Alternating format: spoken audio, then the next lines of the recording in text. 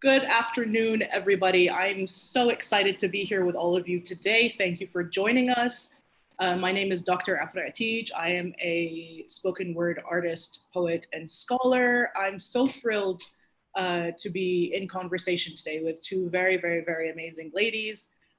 We are celebrating the UAE Korea Dialogue this year, so it's only fitting that we have a session about poetry, and I will just jump into it because I'm really, really, really excited for everybody to meet our two guests that we have with us today.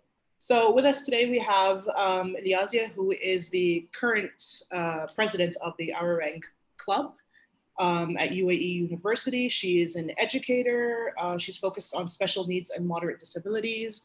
We also have Miriam, who is a translator. She studied translation studies and general linguistics. Welcome to both of you. Thank you so much for joining us. I would just ask you to introduce yourselves to our audience, and then we can start our conversation.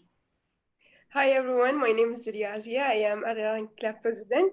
We are honored to be here with Dr. Afra. Hello, I am Maria Madi, and I am a graduate and a member of Arareng Club. And I'm really happy to be here as a guest with Dr. Afra.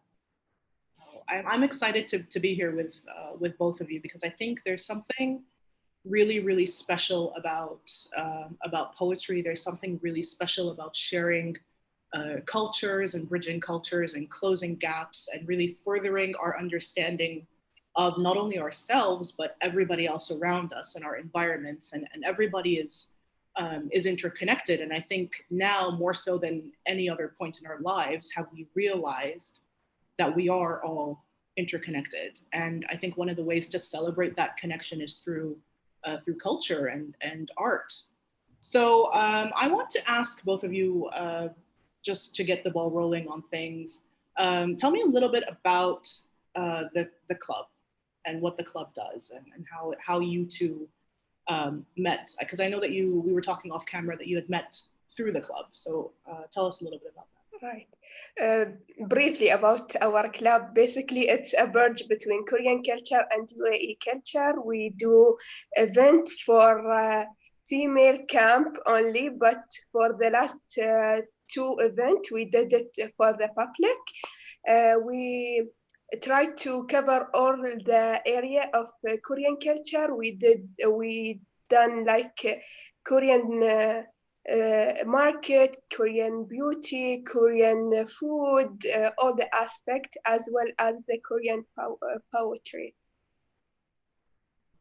I think Mariam, you can go ahead and tell the story. Yeah. Yeah. Okay. So just like Dr. Afra said, we met through the club. We at first used to meet through the meetings of the club, while we prepare for our events, and then in the events themselves. And then throughout all of that, we got to get a little bit closer because Yazia was such a friendly person, and she did what she did for the love, just like us, for the love for this thing, the Korean culture, the club, the members. And then last year, after the president and the vice president, the previous ones, and I graduated, we chose her as the next president of the club. Yeah, for that. Our club has such a positive community. Because of that, you can easily get along with all the girls and have so much fun in the club. Like you will be free and happy in the club, like enjoy yourself a lot. So I know that within the club, there are different projects that you do, and a lot of it focuses on bridging cultures and bringing people together, bringing cultures together. And I know that you have already put out one book, and you're in the process of putting out another book. So I mean, what do we need to know about the books? I mean, how is that process, and what are they all about? The second book we are working on, it's a photo book. Show the beauty of the traditional closed handbook, and we have a little session and part for the short poem wrote by Maryam and Fatma from our club, and the second book Aisha. Aisha. I'm sorry, they are sister Fatma and Aisha. Yeah. And for the second book, Mari, you can talk about it. Yeah. Okay. So the second book that we were invited to the session originally because for that is a poetry book. It is a book that originally was written in Korean by a very famous poet. That one of the poets that represent the history of Korea, the movement, the Korean movement during the Japanese occupation, and it is called I had to say it in Korean so that I remember the name. So it's called Sky and Wind and Stars and Poetry. So this is the name of the book, and we are translating it into Arabic. That is such a beautiful, beautiful title, actually.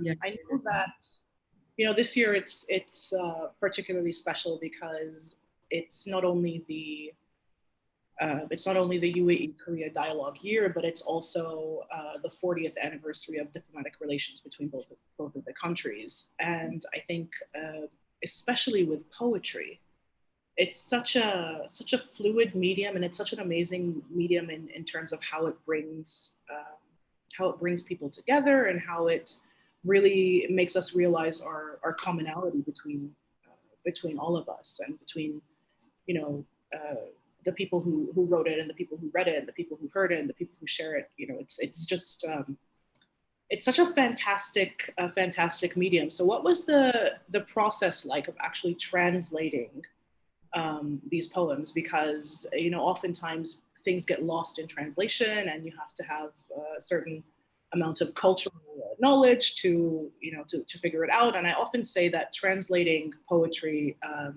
is sometimes more difficult than actually writing the poetry, because you need to have that understanding of what is the writer trying to say, and you know, what are their reference points. So, I mean, talk to us a little bit about that process. Okay. So we faced definitely different challenges during the process of translating the book. So the most main one was the fact that we needed to deliver the same effect that was intended to be delivered by the original poet, and then produce a natural language, a naturally written text or poem in the target language we are translating to. So we had to get to know more about the background of the poems, the life of the poet himself, and then also use the English translation, and then ask some Koreans maybe, and our professor in the university, Ms. Kim Ji-hye. So these different things have made it easier for us. Even though it made it easier for us, it still was challenging and hard to do. But then trying to pay attention, and the thing that made it a little bit challenging, the fact that these poems mean a lot for Korea and then the Korean people. So each and every word would mean something that we have to pay really so much attention to, and then think of it as a very sensitive text, and each word would be sensitive in its own. So yeah, using different sources, asking Koreans, trying to read more about the background, the poet himself, helped us a lot throughout the process of translating. So were there any similarities you found between the Korean poetry and Arabic poetry? Because I know that Korean poetry in Korean culture has a very, very special place, and poetry in Arab culture as well has a very, very special place. But did you find any similarities in terms of the poetry itself? Like, were there any common themes? Was there maybe a common technique that was used within the poems? Maybe I could say like, so in terms of the structure or like the like what does, for example, there are certain like a chair may mean for us something and then for them something. So like these things, these like these small things, they differ a lot, like to us and then to them. And then the things that like things they may have and then it is popular among them, but then we don't. But then in the other side, we like I found their poetry and their culture in terms of poetry very similar in terms of the love of the family, mentioning the mother a lot in the poetry, they're like, you know, the feelings of the countryside. And then here, you know, even though countrysides are different, like the countryside for the Arab people and then their countryside, but the original feeling and the feelings they feel towards it, and then the atmosphere of the whole thing and background is so similar. So you get to relate to that poetry easily, even though there are many differences in structures, language, and like the objects themselves. Yeah. So I am very, very, very excited about this next part of the conversation. So I just want to remind our audience that there will be a Q&A at the end of the session. So please sit tight until then. We actually are. I'm so excited. I don't even have the words.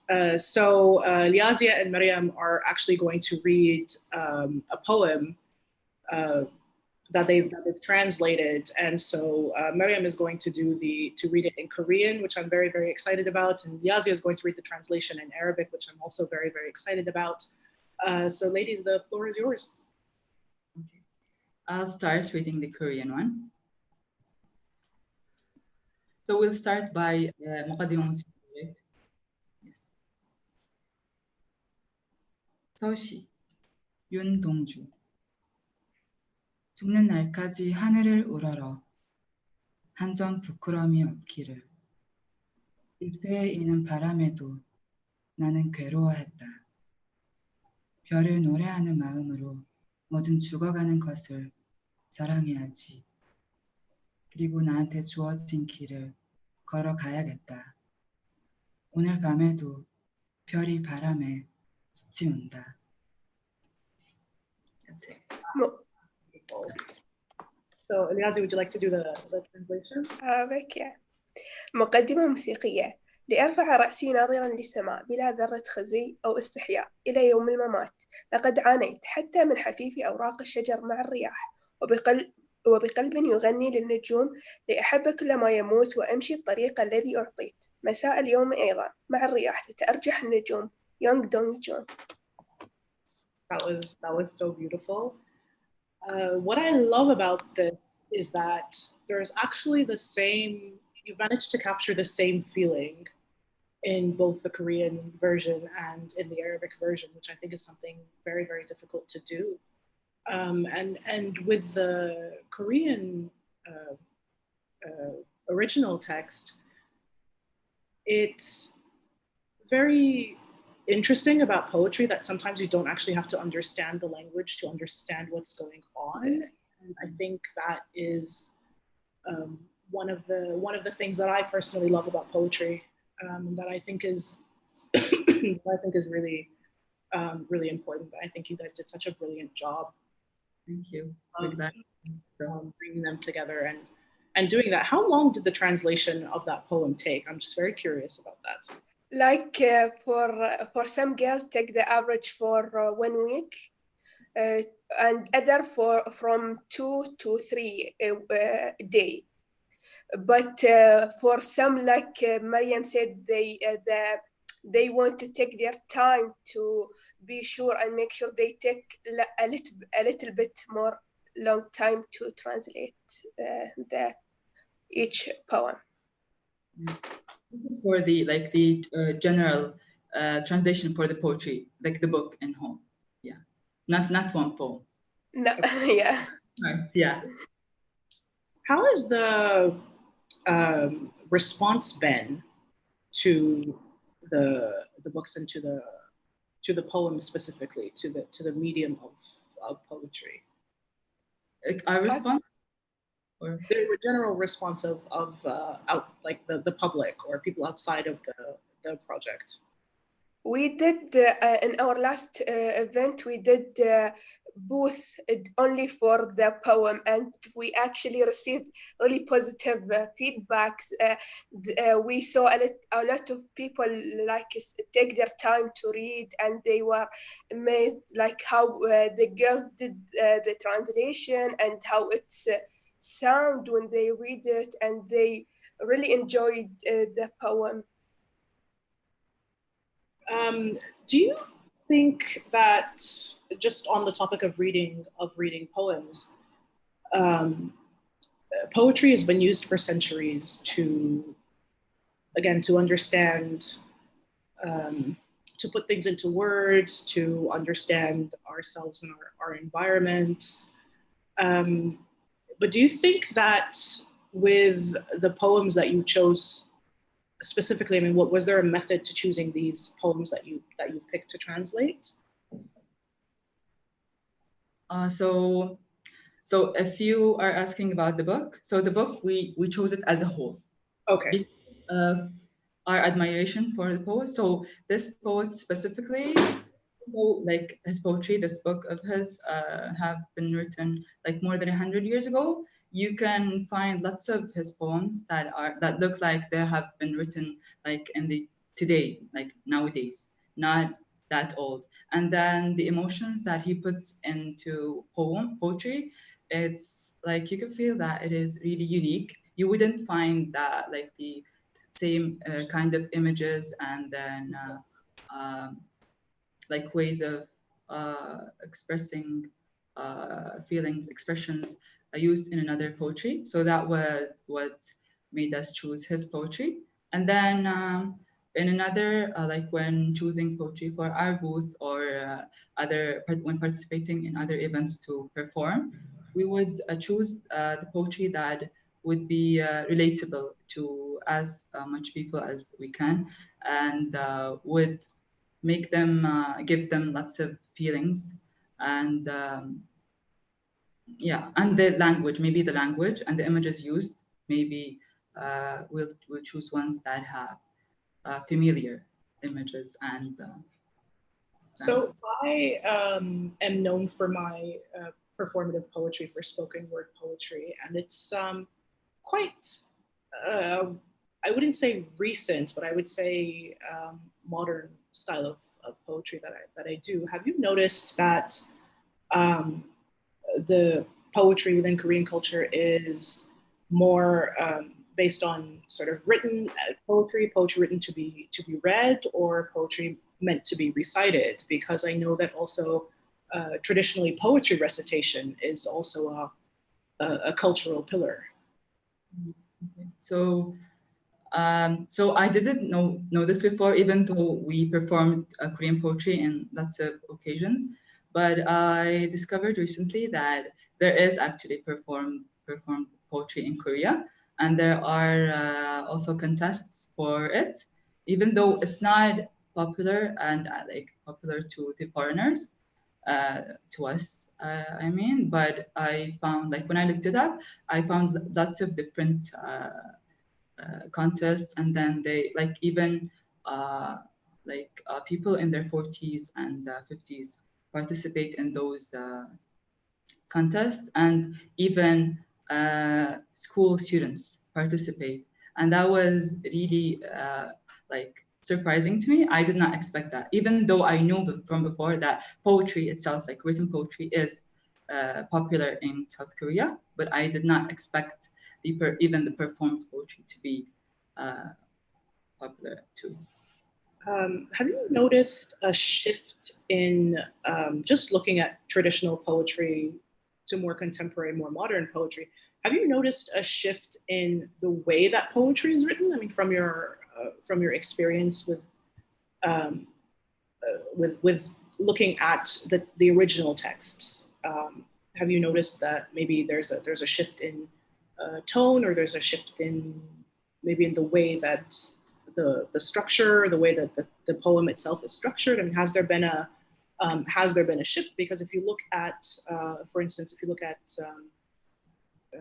you know, Arabic poetry, there's very clearly different eras with different styles that have different hallmarks. And so I'm wondering, and as a poet, I think it's really interesting, has there been a shift in the style of poetry from traditional poetry to contemporary? I'm sorry, that was a very long question. I should have just asked if there's the idea, yeah.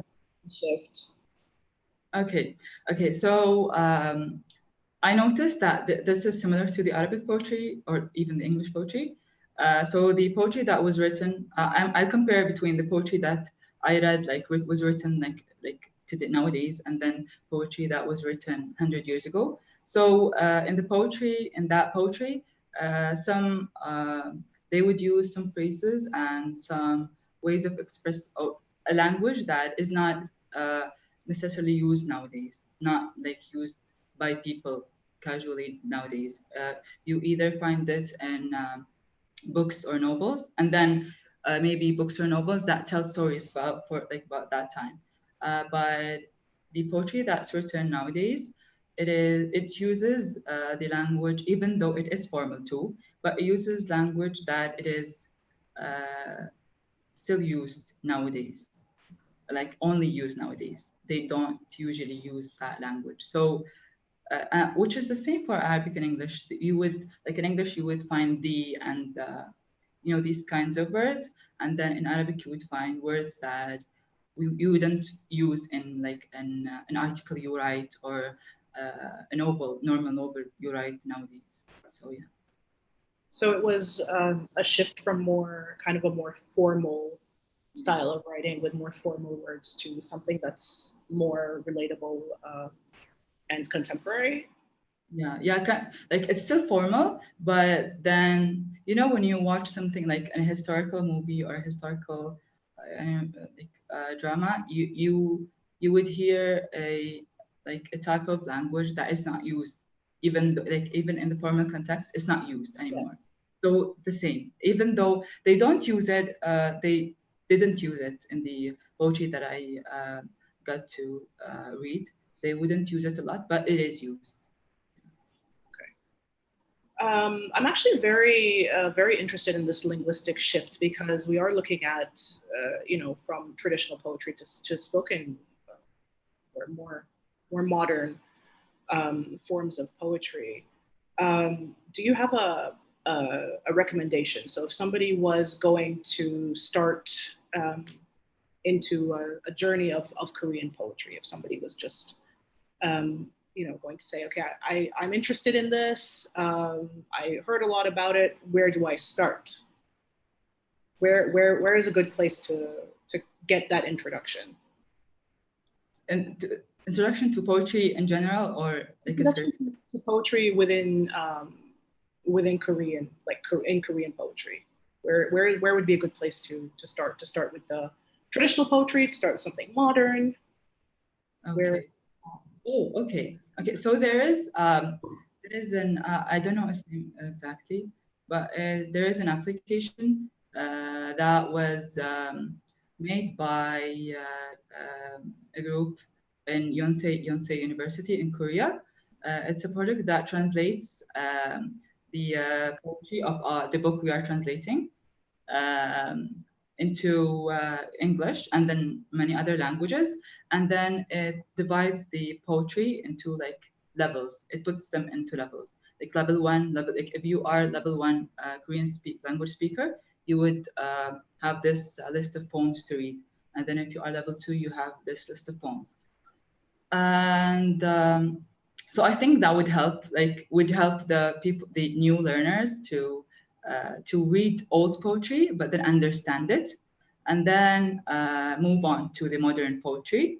There are lots of poetry books, Korean books, that are popular nowadays and easy to read. There's one that I it's one of my favorites, and I would recommend it because it's not that hard. It means that you are lonely because you are human. by Chong Ho Sung. Yeah.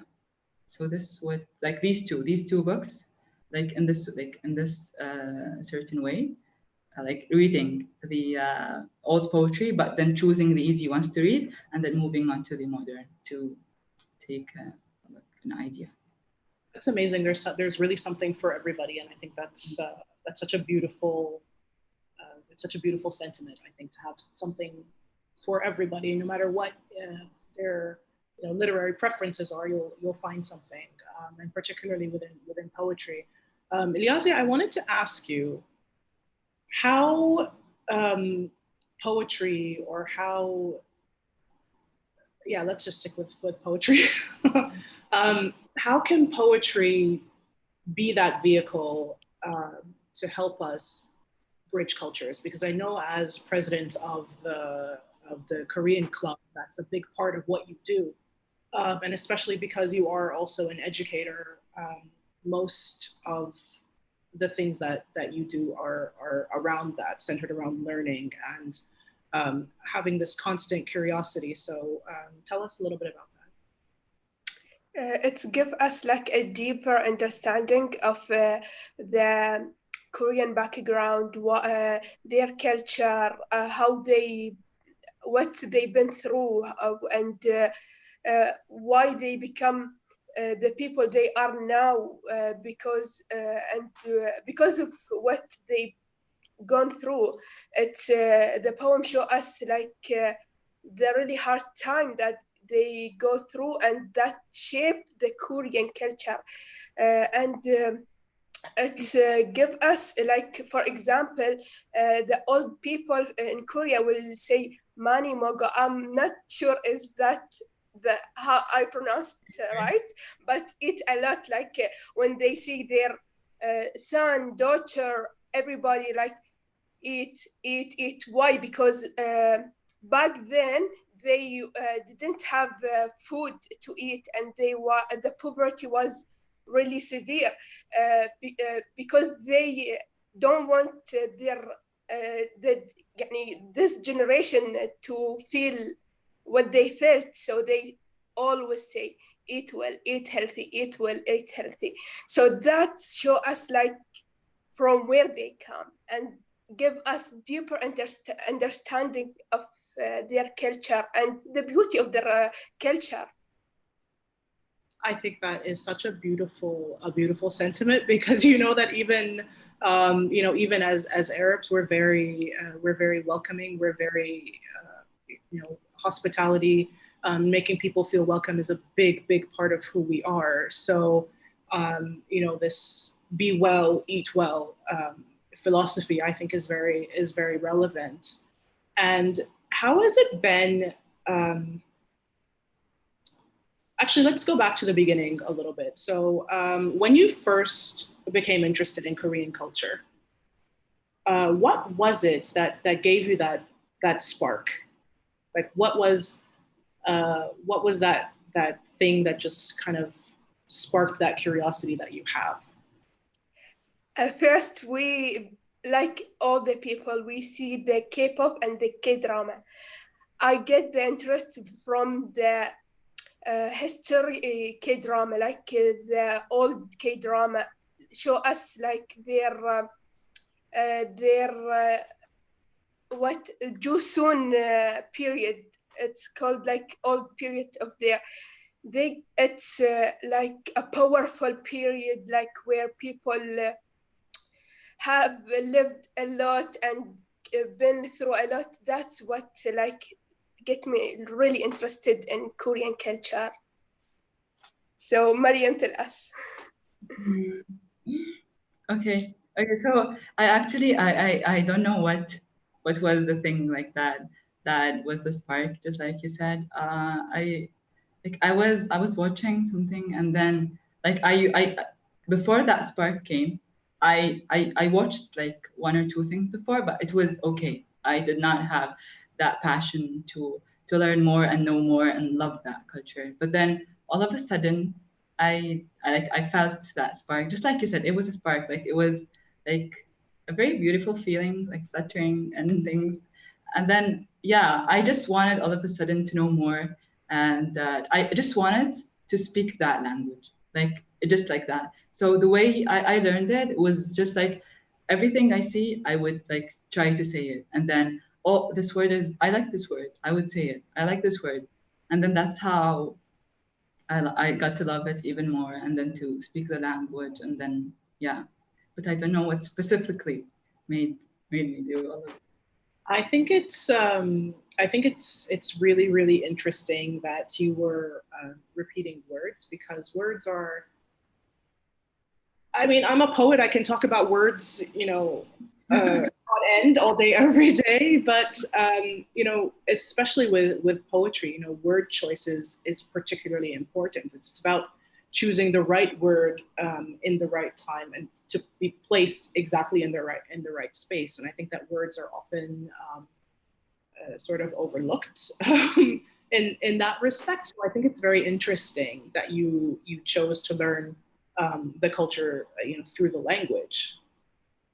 And you know, I can see the passion that you guys have for this on your faces, and so I know that there was spark, and the spark is still there. And I think with cultural endeavors, it's important. It's important to have that that curiosity. It's important to have that wanting to know why, and wanting to understand, and learning something and then passing it on, and you know, bringing it to your friends, your family, to the public, through the club with what you do.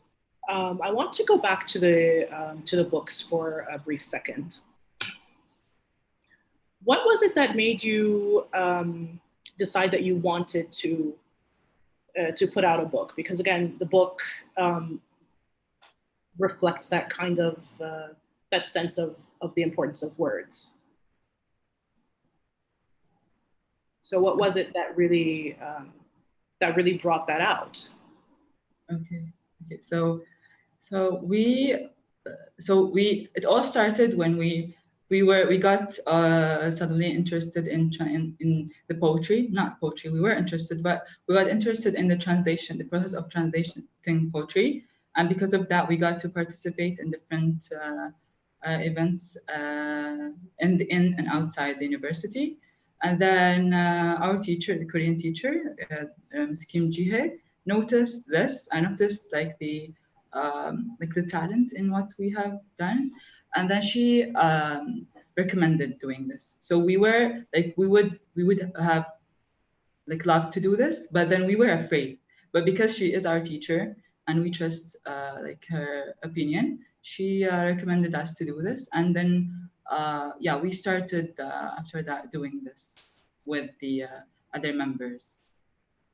Yeah.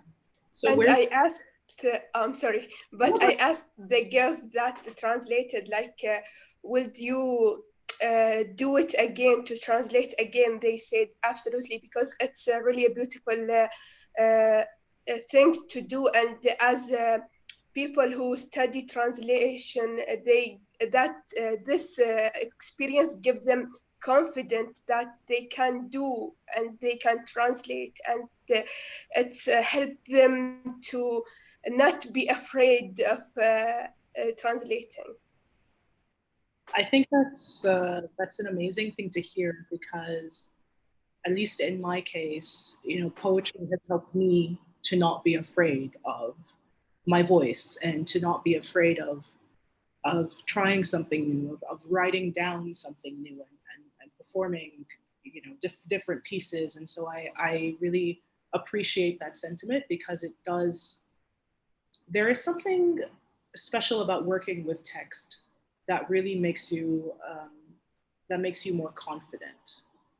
And so I'm really happy to hear that, and I'm sure all of our audience are really happy to hear that.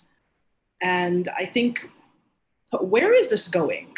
Where do you see the future of Korean poetry? Where do you see it going? I think that it is, so the future of the Korean poetry is very bright, because it is as beautiful as the other aspects, art aspects, and other parts of their culture that are already popular, like the drama, the K-pop, the fashion maybe. So, and I believe that it is as beautiful as those. So I trust that, and I believe definitely that it is going to gain a bigger popularity, and more people will fall in love and like understand the reason that we did fall for it and its beauty. Eliazia, where do you think Korean poetry is going?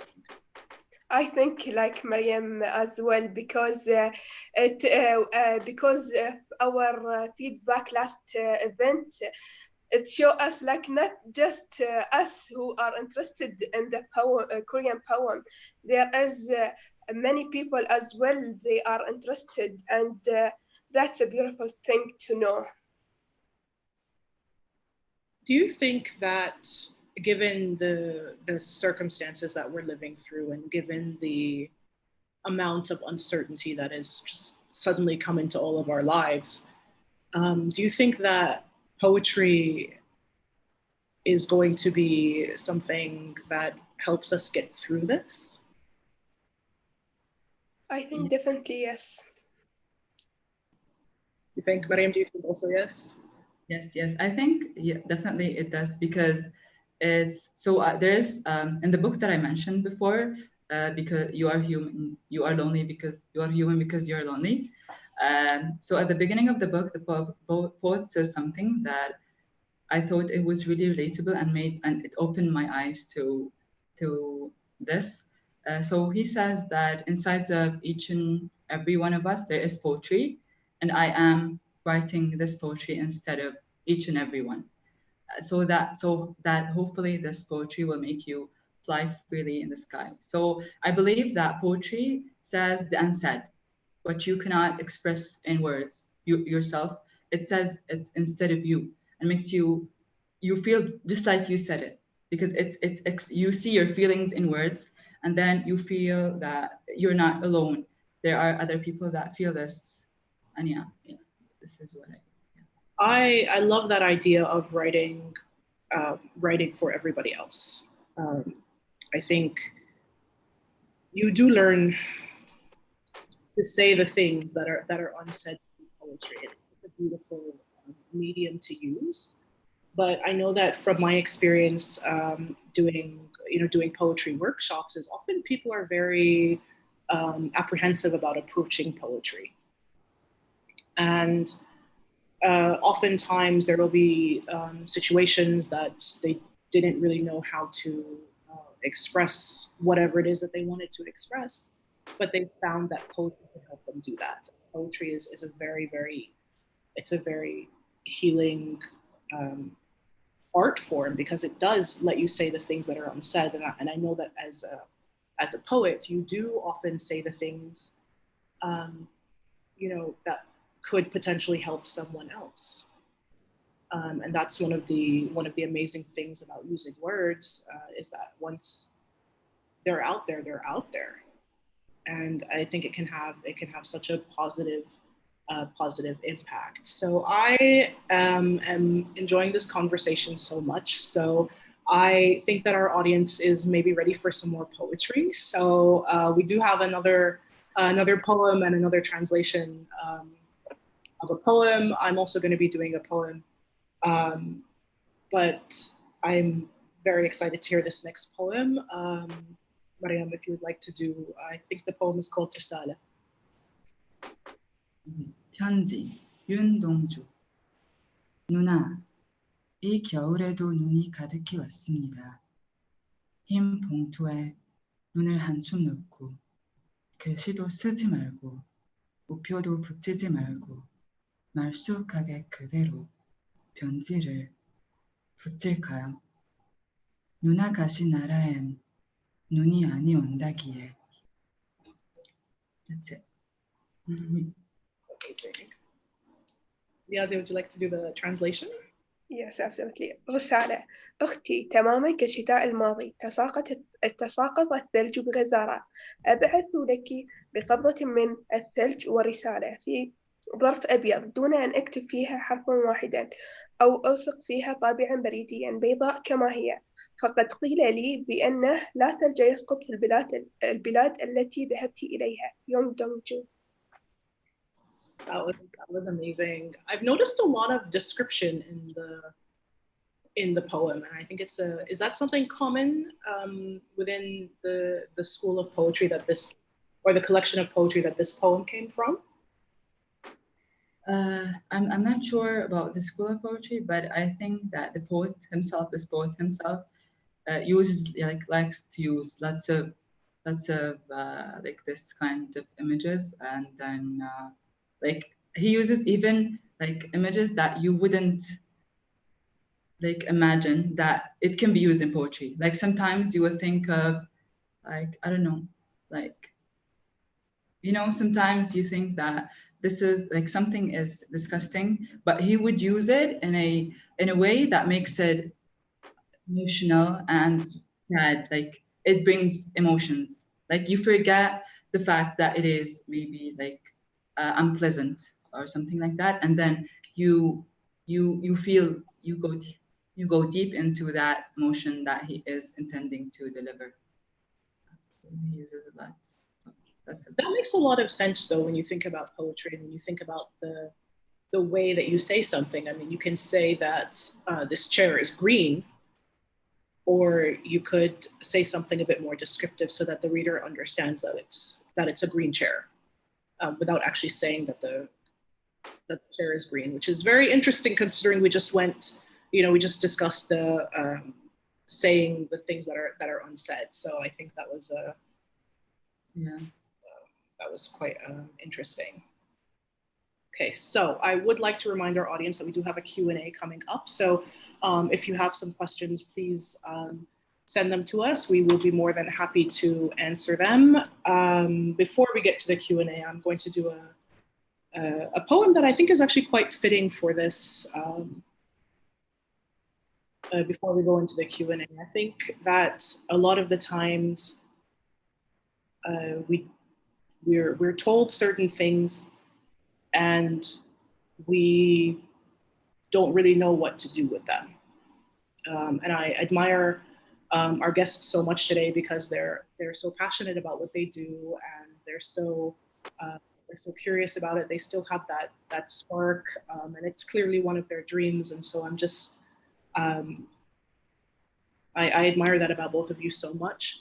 The poem that I'm doing is a poem about dreams. And it's called Shira.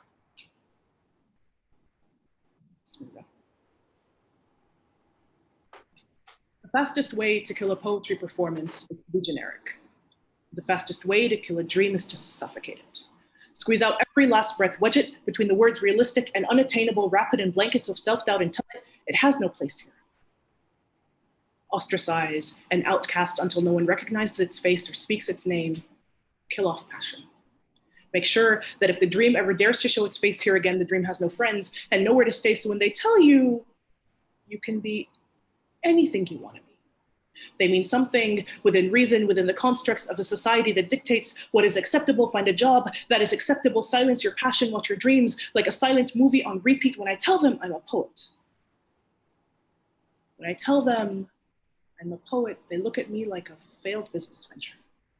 Sorry, we can't meet with you. Call us back when you have a stronger proposal. Poets and entrepreneurs both know convention is just convenience we use to convince ourselves that our dreams are worthless, that we are worth less than is customary, convicting us with no judge and a fact-lacking jury. Your Honor, I move to dismiss the motion of the notion of the continuous, quote, status quo. You can't quell my concern. Yes, you can direct quote me on that. Let's recap. They say they like my flow, but I know that it means that we object to this rejection. Let the record show we know it is never about the final destination. It is about how badly we want to get there. This is for people who want to get there.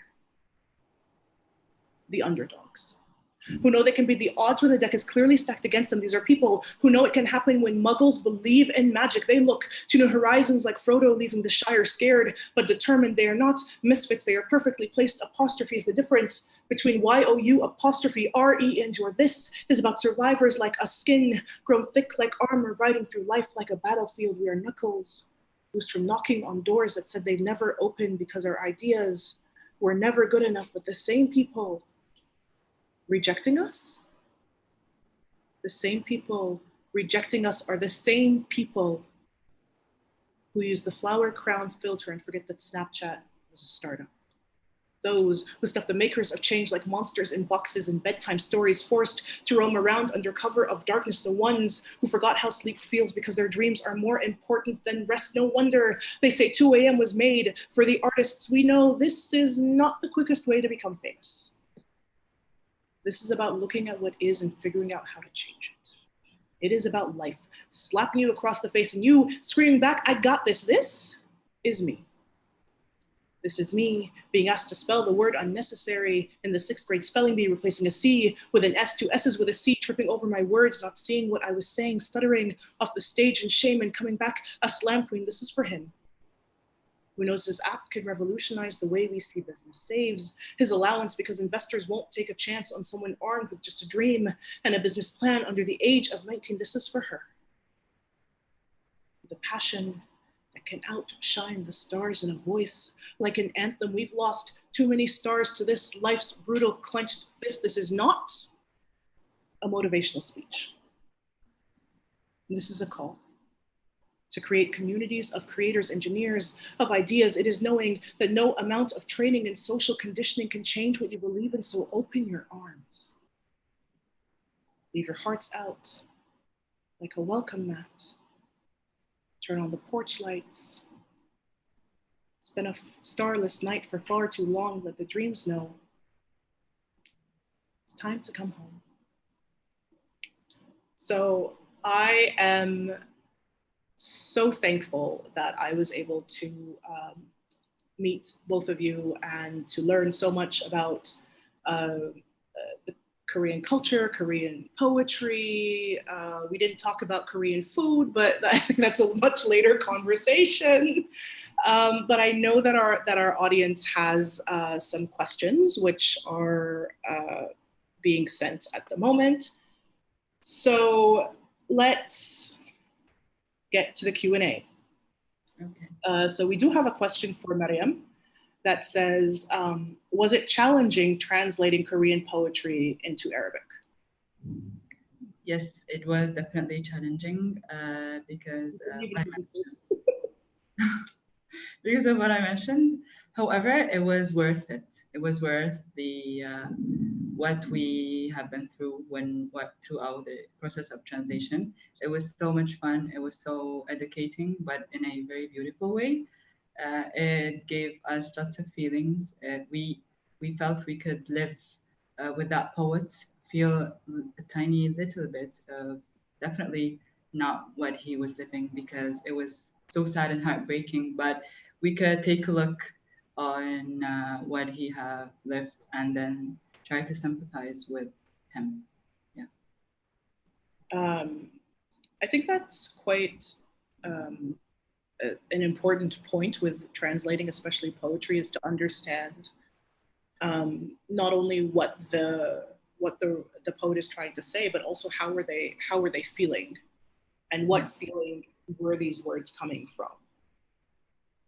So we have another question. Salih Said asks, are there any future projects to translate poetry into other languages? Into other languages, we have not thought of this yet, because like our focus for now was to produce those to write those Korean poetry into Arabic. So we have another question. Do you feel that spoken word is more relatable to the youth compared to traditional poetry? Spoken word. Yeah, like, I think that performed poetry is more relatable to the youth. And I think both could be as relatable, because like if they have like spoken can have can be a door, and that would take them open for them for the youth to get inside the world of poetry, traditional poetry, written poetry, and it can also be help them feel a lot through that spoken poetry. So I think they both have their like have their like benefit and then their job. Like each one has its job. Like I think no one will take over the other, or like. Yazia, what do you think? I mean, do you think that performance poetry is more relatable to young people or more than traditional poetry? I don't think so. I think the same. It's because there is both of them have the value of each one, of their own value, and it's beneficial for both. As Mariam said. I think just from my experience, I know that in the beginning, spoken word poetry is much more appealing to youth. But I think once you get into poetry, then you'll start looking at different poetry that was written at different times in different ways. And so I think that they kind of feed off of each other. And I think that once you're in the poetry world, you're kind of in the poetry world. I think you're just you're kind of just there. We do have another question. So Arabic as a language is seen as very rich and complex, which it is. And one word can have multiple meanings based on context. Is it the same with Korean? It's not quite the same. I can't say it is the same.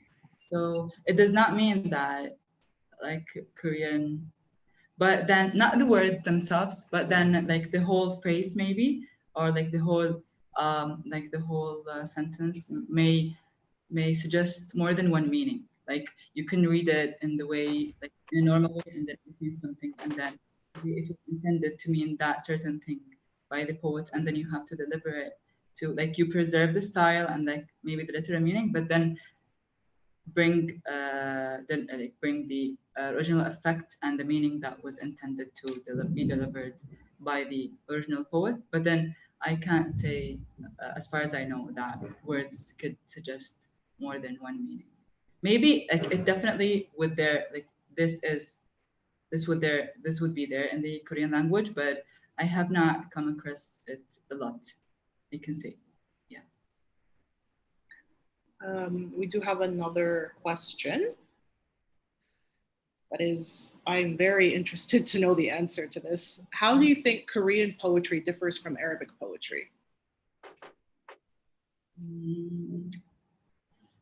Okay, so I used to think that before when I was starting to read in Korean poetry, I used to think that they are so different, because I used to think of the Arabic poetry as a kind of heavy in the meaning, and it uses like difficult words and things. Maybe because at that time all the Arabic poetry I knew was the one that I learned from school.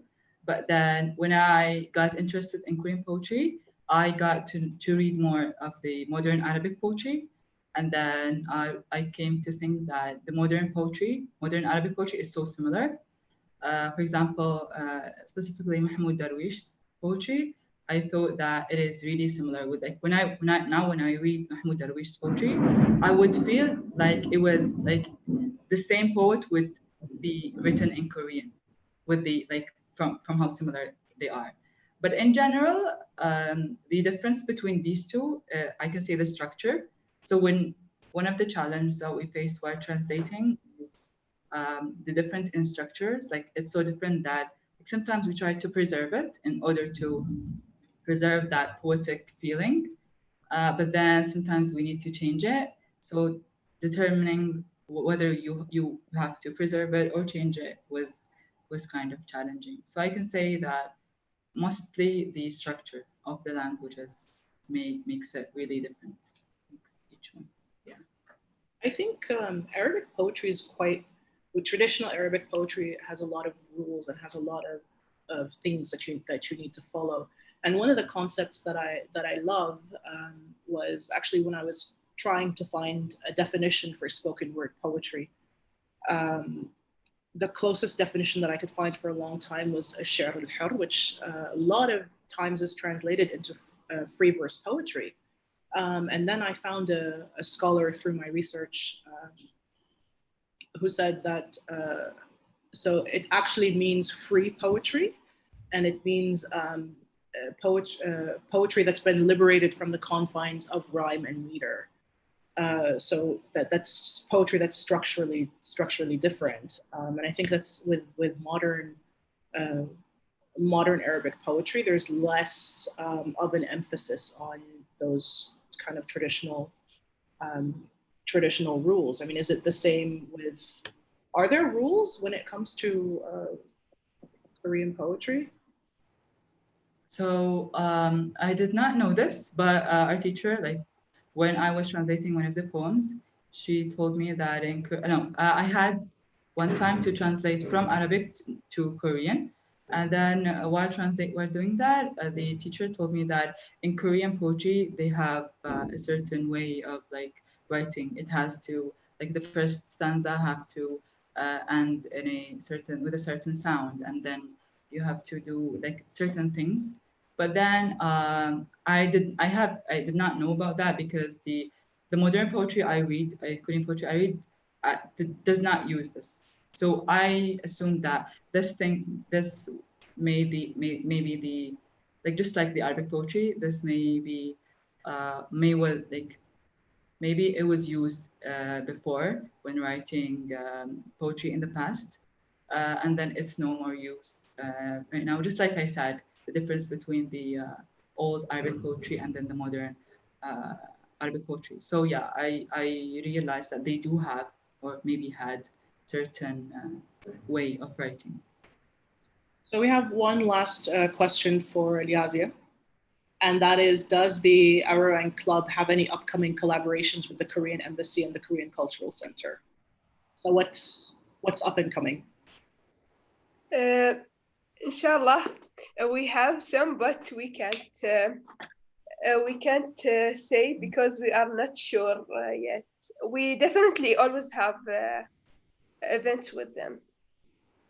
Okay, so watch this space then. Watch, and I'm sure that there will be updates. Ladies, thank you so much for taking part in this conversation. I think it's been truly enlightening. I learned a lot. I know that our audience learned a lot. Thank you so much for sharing your experiences and your spirits and your time, and just really capturing that essence of everything that culture does and everything that culture can do. So thank you so much. I'm sure that our audience enjoyed it as well. Big thank you to the team of the Ministry of Culture and Youth for putting this together, and for putting together a fantastic summer program. Thank you to the audience for joining us and for participating and sending your questions and just sharing so much. So thank you all so much once again, and we will all hopefully see you very soon. Thanks to you. Thank you very much. Thank you and being with us.